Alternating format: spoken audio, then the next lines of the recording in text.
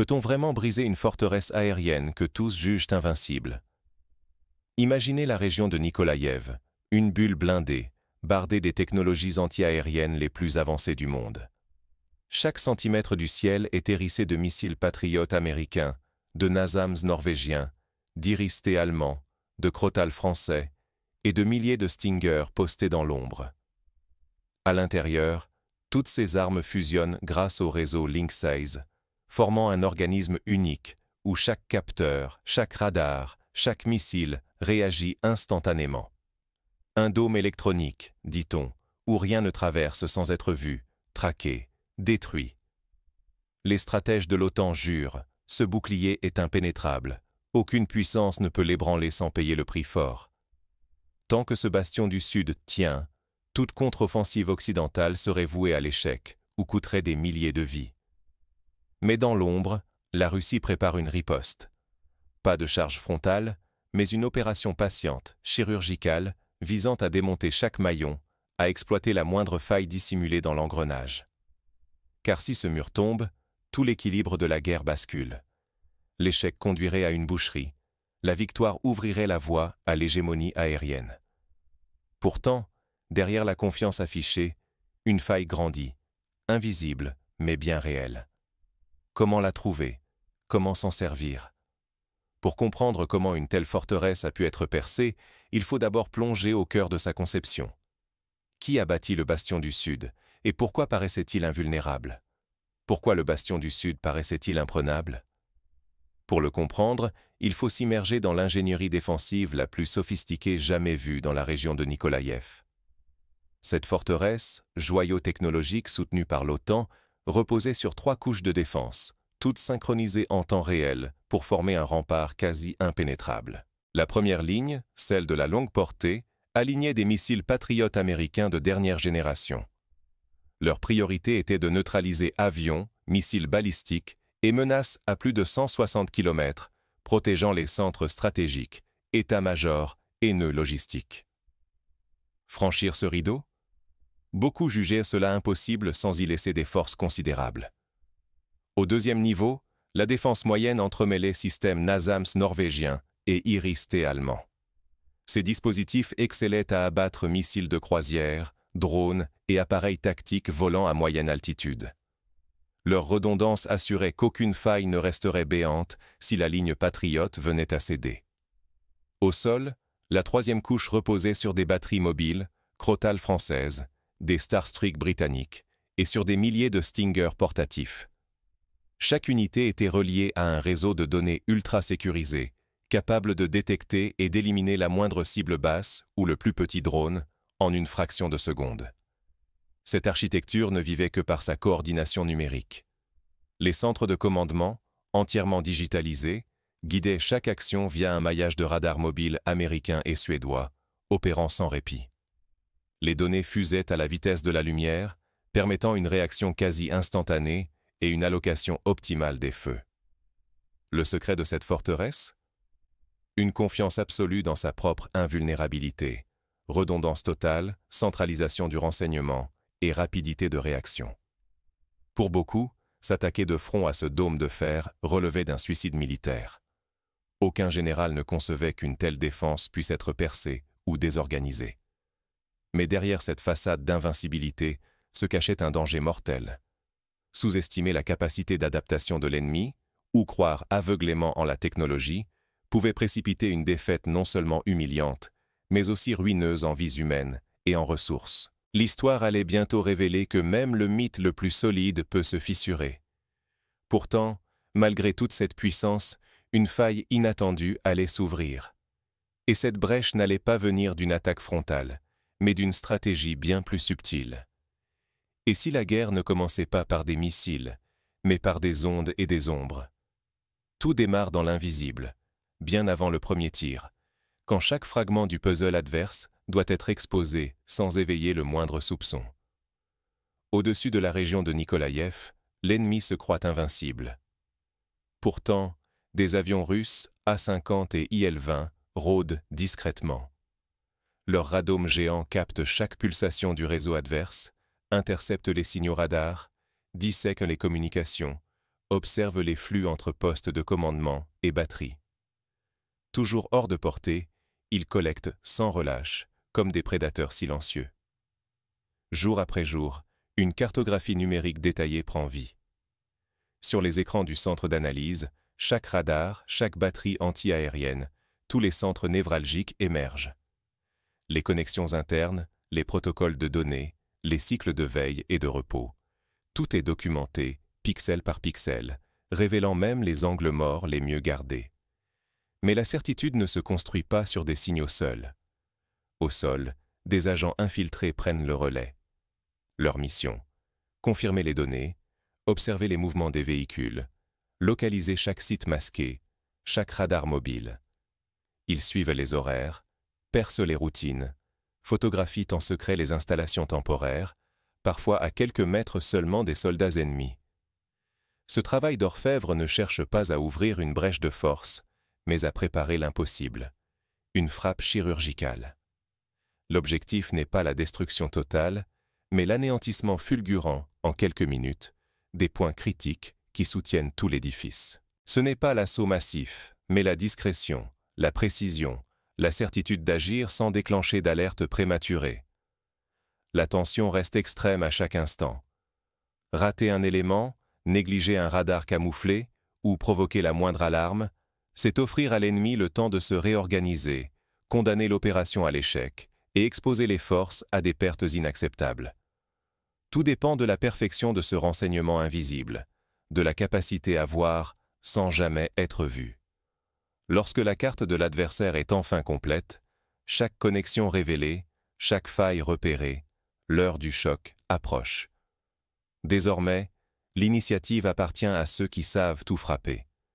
Mais même armés de cette carte, la moindre erreur peut tout faire basculer. Au moment de la frappe, chaque seconde compte, et l'incertitude plane encore. Quand la machine se retourne contre ceux qui l'ont conçue, chaque prouesse devient une faille, chaque algorithme un piège à venir. L'assaut sur le bastion du Sud débute dans l'obscurité totale. Sans sommation, la première vague frappe. Des salves coordonnées de missiles anti-radar H-31PD, lancés par dizaines, rasent le sol. Les puissantes stations radar, dispersées sur le front, sont visées en priorité. Au même instant, des missiles balistiques de haute précision s'abattent sur les centres de commandement enterrés, là où l'ennemi se croyait à l'abri de toute surprise. En moins de 10 minutes, le réseau radar et les postes de contrôle sont pulvérisés, noyés dans la confusion ou réduits au silence. Privée de ses capteurs, la défense aérienne intégrée devient aveugle. Incapable de détecter ni de suivre la menace, elle perd tout espoir de coordination. Le bastion, censé fonctionner comme un seul organisme, se retrouve sectionné, amputé de ses nerfs et de sa mémoire collective. La deuxième phase commence, celle de l'illusion. Des essaims de drones kamikazes, de fausses cibles et de leurres électroniques percent l'espace aérien. Ils déclenchent les rares défenses mobiles encore actives, mais leur mission n'est pas la destruction. Ils visent à provoquer, à forcer l'ennemi à révéler ses dernières batteries, à le pousser à exposer ses ultimes secrets. Les opérateurs adverses, persuadés d'affronter une attaque massive, activent leurs radars mobiles et tirent sur des fantômes. Chaque émission est captée, chaque tir localisé en temps réel. Patience et méthode. Bientôt, la carte des survivants est complète. Bientôt, il n'y aura plus d'endroit où se cacher. La chasse commence. Les Su-57, appareils furtifs de toute dernière génération, prennent leur envol dans un ciel désormais sans vigilance. Invisibles, ils traquent et détruisent les systèmes ennemis un par un.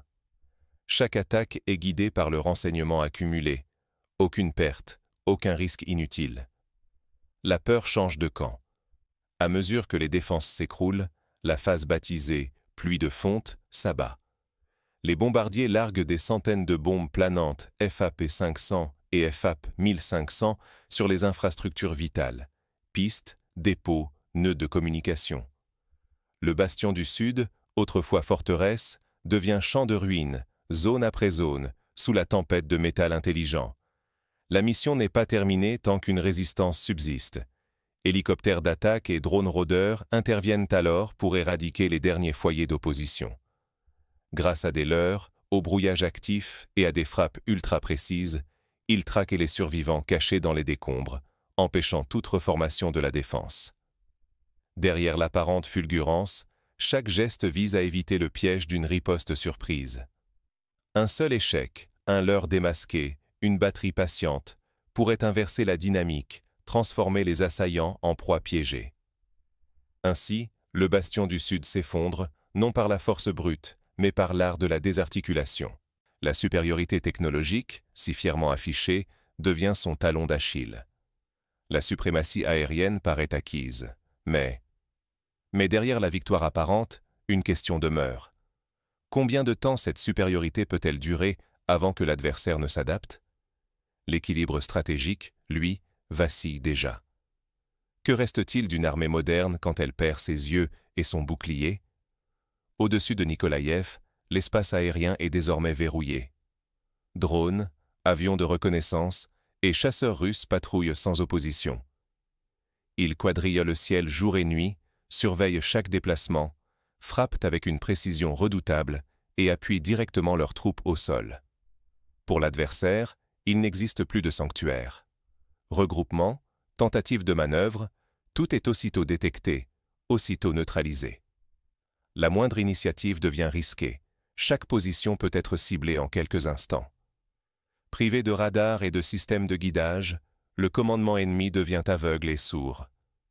La coordination s'effondre. L'artillerie, autrefois précise, tire désormais à l'aveugle, incapable de riposter efficacement. Les contre-attaques se désorganisent, les ordres se perdent, le terrain se transforme en piège. Le moral s'effondre. Comment tenir lorsqu'on sait que le ciel appartient à l'ennemi, que chaque mouvement peut attirer une frappe invisible? La peur s'installe, la confiance dans les chefs disparaît, la volonté de résister se dissout. La supériorité aérienne ne se limite plus à l'exclusion de l'aviation adverse. Elle devient la clé du succès terrestre. Colonnes blindées et infanterie avancent sous la protection de leurs propres aéronefs, exploitant les brèches créées par l'effondrement ennemi. Chaque pas en avant est guidé par une analyse en temps réel, garantie par la surveillance aérienne continue. Mais la réaction en chaîne ne fait que commencer. Sur le front sud, la chute du bastion anti-aérien ouvre la route vers Odessa. Les lignes adverses se redéploient en urgence, cherchant à combler les vides, à éviter l'encerclement.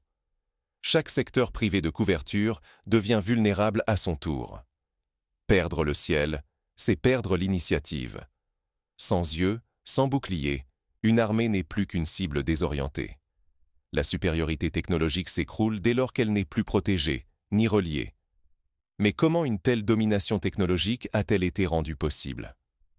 Pour comprendre le renversement du bastion du Sud, il faut remonter aux premières heures de l'opération. Même un soi-disant dôme de fer n'est pas impénétrable, à condition de savoir où et comment frapper. L'opération Bastion du Sud, lancée dans la région de Nikolaïev en 2025, a mis à nu une vérité dérangeante. Aucun système, si avancé, intégré ou soutenu soit-il, n'est invulnérable. Derrière le bouclier brillant de la technologie, les failles existent toujours, prêtes à être exploitées par ceux qui les cherchent patiemment. Plutôt que de s'user à affronter de front le mur électronique de l'OTAN, l'état-major russe a choisi une autre voie, celle de l'observation, du renseignement et de la précision chirurgicale. Là où d'autres auraient gaspillé des milliers de missiles et sacrifié des centaines d'avions, ils ont préféré la ruse, la guerre électronique et la coordination méticuleuse comme arme principale. Cartographiant chaque circuit, analysant chaque protocole, déchiffrant les routines de communication et identifiant les points névralgiques, ils ont inversé les rapports de force. Les radars, censés tout voir, sont soudain devenus vulnérables. Les centres de commandement, protégés par des couches de technologie, se sont retrouvés aveugles, isolés, paralysés. Oublier cette leçon expose à un triple danger. D'abord, l'humiliation. Croire à l'invincibilité, pour voir son dispositif s'effondrer en quelques heures. Puis, la perte de ressources accumulées pendant des années, balayée en une opération bien préparée. Enfin, la rupture du moral, quand la certitude de sécurité se révèle n'être qu'une illusion fragile. Pour toute armée moderne, la conclusion s'impose.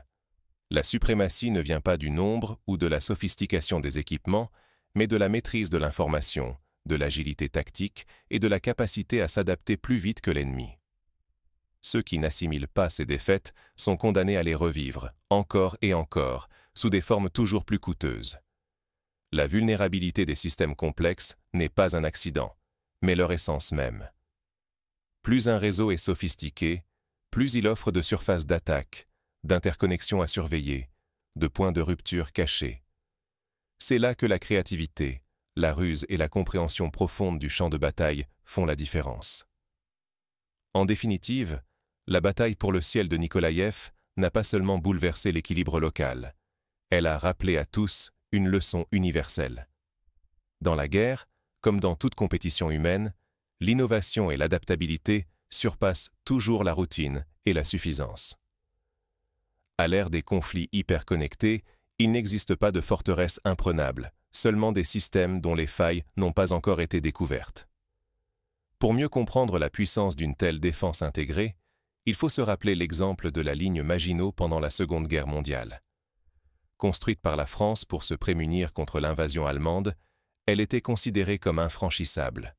Bunkers, canons, réseaux de tunnels, dispositifs électroniques dernier cri pour l'époque. Pourtant, en 1940, les troupes allemandes l'ont contournée par la Belgique, démontrant qu'aucune ligne n'est inviolable si l'ennemi exploite la faille inattendue. De même, le bastion du Sud, aussi perfectionné soit-il, n'est qu'une version contemporaine de cette confiance excessive dans la technologie. Prenons aussi le cas du système de défense anti-aérienne israélien, le dôme de fer. Il a connu un taux d'efficacité exceptionnel, interceptant la majorité des roquettes visant les villes israéliennes. Mais lors de certains conflits, comme en 2021, des salves massives ont permis à quelques projectiles de traverser le bouclier. Les ingénieurs israéliens ont alors compris. La redondance et la coordination sont nécessaires, mais jamais suffisantes face à la créativité de l'adversaire. Pour illustrer la complexité de la synchronisation numérique, imaginez une opération de cyberattaque coordonnée. L'attaque contre les infrastructures électriques ukrainiennes en 2015 a été menée avec une précision chirurgicale. Intrusion dans les réseaux, prise de contrôle des commandes à distance, synchronisation des coupures au moment précis où l'ennemi était le plus vulnérable. Cette sophistication a inspiré les doctrines modernes de guerre électronique, où l'information circule si vite qu'une simple latence d'une seconde peut faire la différence entre réussite et échec. Dans le cas du bastion du Sud, la Russie a appliqué les leçons de ses précédents. Plutôt que de miser sur la quantité, elle a choisi la qualité du renseignement et l'action ciblée. Cela rappelle le concept de la guerre en réseau développé par les États-Unis dans les années 2000. Utiliser l'interconnexion de systèmes pour créer un avantage décisif. Mais la guerre du Golfe en 1991 a démontré que, même avec une telle supériorité technologique, des missiles Scud irakiens ont réussi à frapper des bases alliées, parfois en exploitant de simples erreurs humaines. Revenons au bastion du Sud.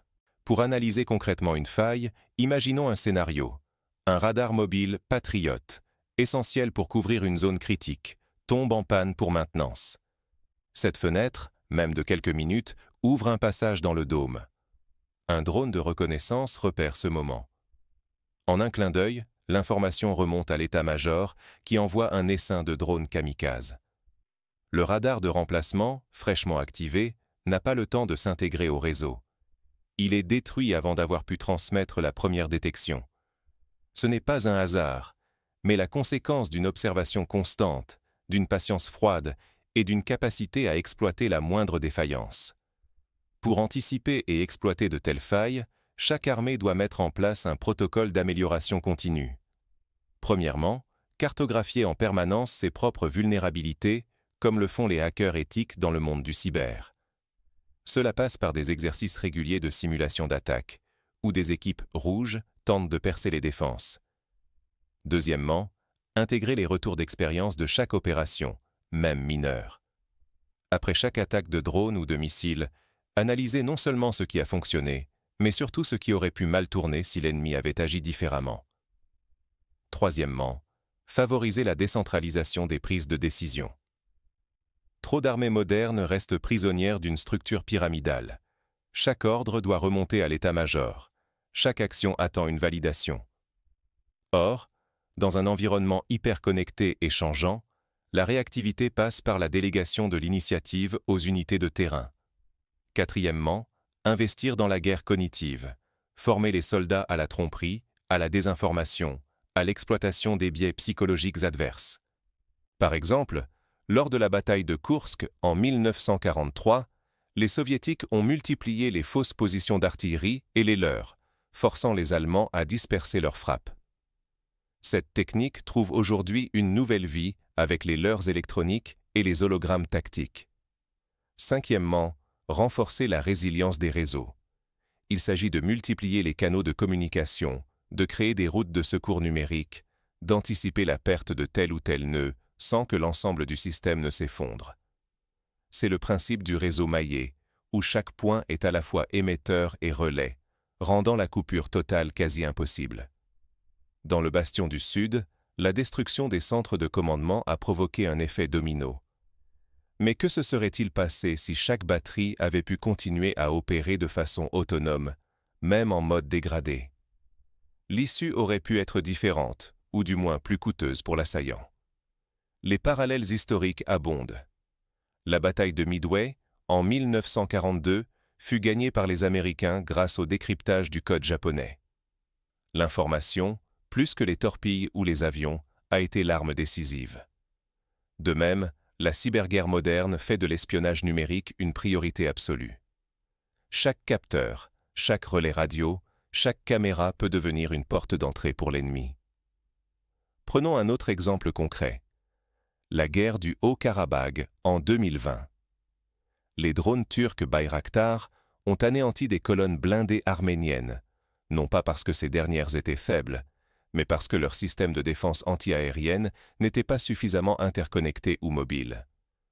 Une leçon qui s'est retrouvée dans la doctrine russe à Nikolaïev. Harceler, saturer, user l'adversaire jusqu'à ce qu'il expose son point faible. Enfin, le facteur humain reste central. Lorsqu'une armée perd la confiance en ses systèmes, la panique s'empare des unités. À Stalingrad, ce fut la coupure des communications et l'encerclement qui ont achevé les Allemands plus que la supériorité numérique soviétique. À Nikolaïev, la perte des radars et du réseau Link 16 a brisé l'esprit de corps, rendant chaque soldat vulnérable et isolé. En pratique, les armées modernes doivent donc adopter une approche holistique, renforcer la formation à la guerre électronique et à la cybersécurité pour tous les niveaux de commandement. Développer des unités de renseignement capables de fusionner données humaines et signaux électroniques en temps réel. Investir dans des solutions de redondance et d'autonomie pour chaque composant critique du système d'armes. Mettre en place des exercices conjoints entre les différentes branches, terre, air, cyber, pour simuler la perte soudaine de la supériorité informationnelle. Créer une culture de l'adaptation et de la remise en question, où chaque succès est analysé pour y déceler les germes d'une future défaite. L'effondrement du bastion du Sud n'est donc ni un accident, ni une fatalité. Il est la conséquence directe d'une guerre où l'information et la capacité d'adaptation l'emportent sur la simple accumulation de matériel. En guise de conclusion, rappelons-nous cette maxime de Sun Tzu, vieille de plus de 2500 ans. Celui qui connaît l'ennemi et se connaît, dans 100 batailles, ne sera jamais en danger. La bataille de Nikolaïev l'a prouvé. L'ombre, la patience, la ruse et l'innovation restent les armes ultimes, même à l'ère des satellites et des réseaux neuronaux. Et vous, face à l'inattendu, sauriez-vous voir la faille que tous ignorent?